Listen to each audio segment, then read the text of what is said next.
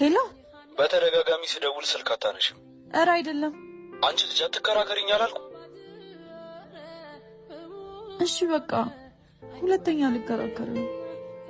ለማንኛውም ከከተማ ውጭ ነበርኩ። አሁን እየመጣው ስለሆነ ተዘጋጅተሽ ጠብቂ። እሺ በቃ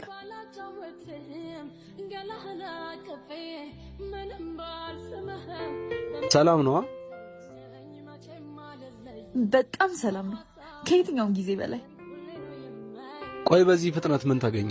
ደወለ። ማን? እየመጣ ነው። በቃ ልጅ ቻው። እሺ በእርግጠኝነት አሁንም ለ4 ያክል ሰዓታት ያስቀምጥሻል። አይ እንደሚመጣ እኮ ነግሮኛል። እንዳላስጠብቀው ልሂድለት። እሺ ስሜን ማን ነበር ያልኩሽ?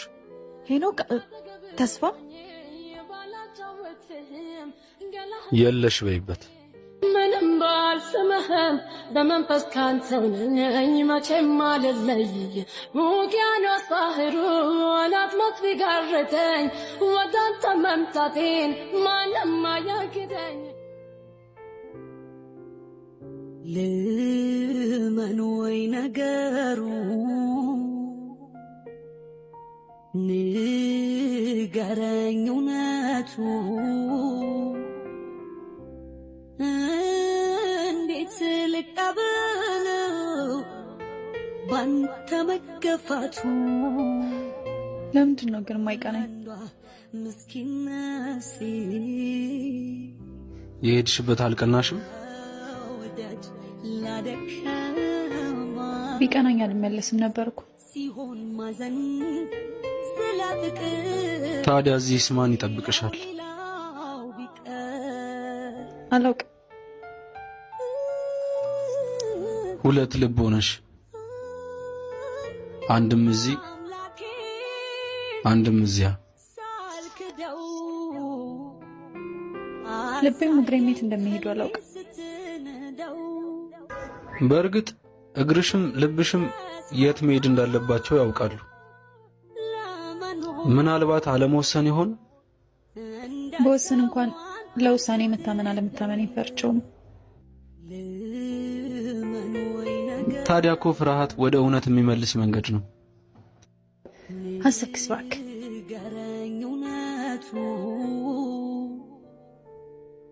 የመጀመሪያ ቀን ብቻዬን ተቀምጬ ያወራሽን ቀን ትዝ አለሽ? አጠገብህ ሰው ያልነበረ ቀን? አሁንስ?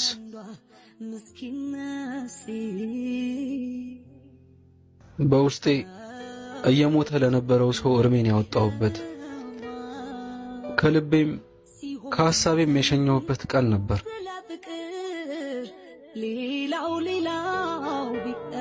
አብረሽኝ የተቀመጥሽ ቀን ላንቺ ያሰብኩ ቢመስልም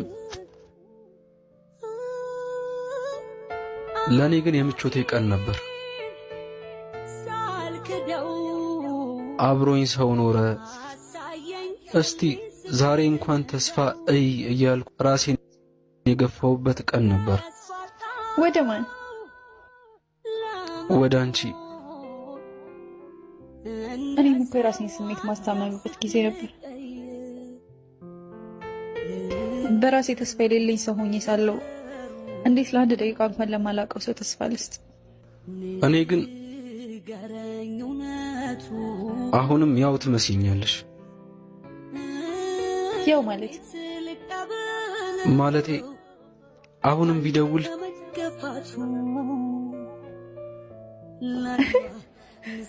ደወለ። መውደድ ላደክ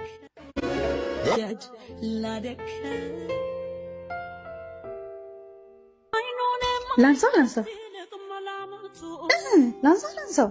ለምንድን ነው የምትጠይቅኝ? እባክህ አንሹ። ከዛ ምን ልበለው?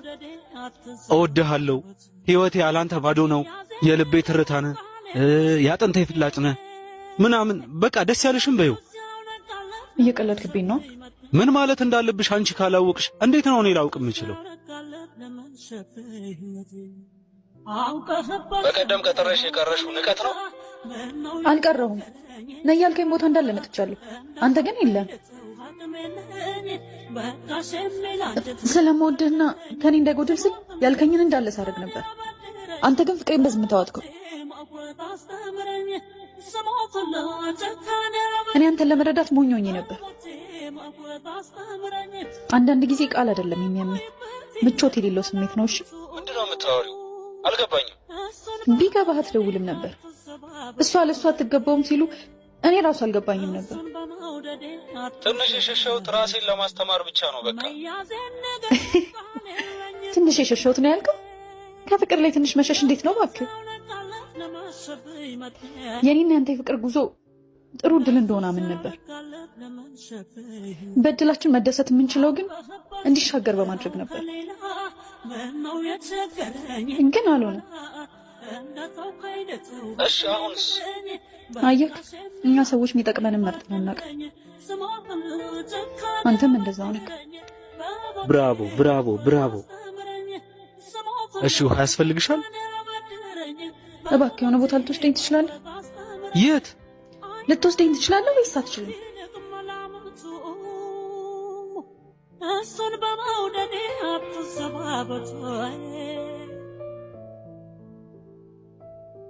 ጋው ባንተ ላይ ይደረባሉ፣ ባንተ ላይ ይታሰባሉ፣ ባንተ ላይ ይከጀላሉ፣ ባንተ ላይ ሸጋው ባንተ ላይ በሰላም ነው አቻኩለሽ የጠራሽ? የሆነ ቅዳለኝ። ምን መሰለክ? ግን አይደብርህማ? እንስረቃት በይኝ እንጂ ምንም ይመቸኛል። ኧረ መስረቅ ምናምን የለውም። ቆይ ናቅረብ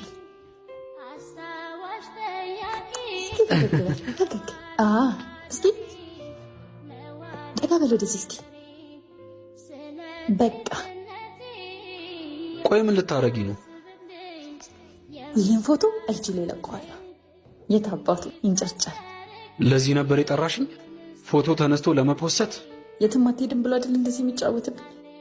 አሁን ግን ሰው እንዳለኝ ይረዳና ቀልቡ መለስ ሲልለት ይመለሳል። ታዲያ በቀደም ያን ሁሉ የተሸመደደ የሚመስል ነገር ያልሽው የውሸት ነበር?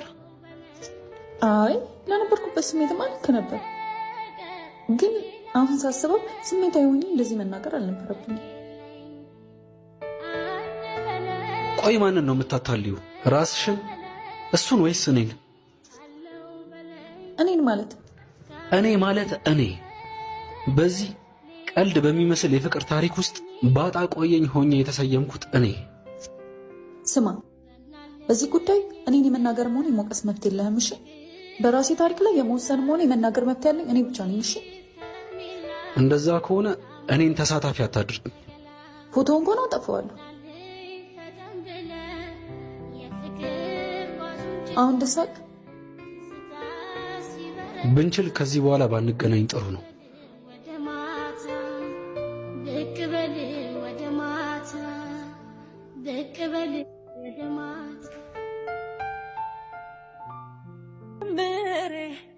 ጥላኝ ልትሄድ ነው? ምን ፈለግሽ? አትሄድም። ለምን? በቃ አትሄድማ እንዴ? ጥላኝ ሄዳችሁ እንድመጣ ማትፈልጊውም አንቺ፣ እንድሄድ ማትፈልጊውም አንቺ። ቆይ ምንድነው ችግርሽ? ችግሬን ማወቅ ያለብህ ደግሞ አንተ። ስምሽ እልሁ ነው እንዴ? በሱ ያዘሽን እልህ በእኔ ነው የምትወጪው? ላስከፋ ፈልጌ እኮ አይደለም፣ ግን በቃ አለ አይደለም፣ አንዳንዴ ለሰዎች ወደ ራሳቸው የሚመለሱበትን እድል መስጠት ጥሩ ነው ብዬ ነው። ይህንን እድል ማግኘት የነበረበት ማን ነው?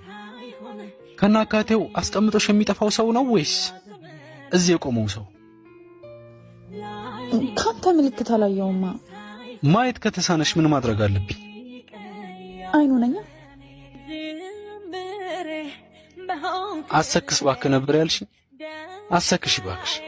እውነቴን ነው፣ እንዳይ አድርገኝ። ቆይ ቢመለስስ? ቢመጣስ? እኔም በተራዬ ጠባቂ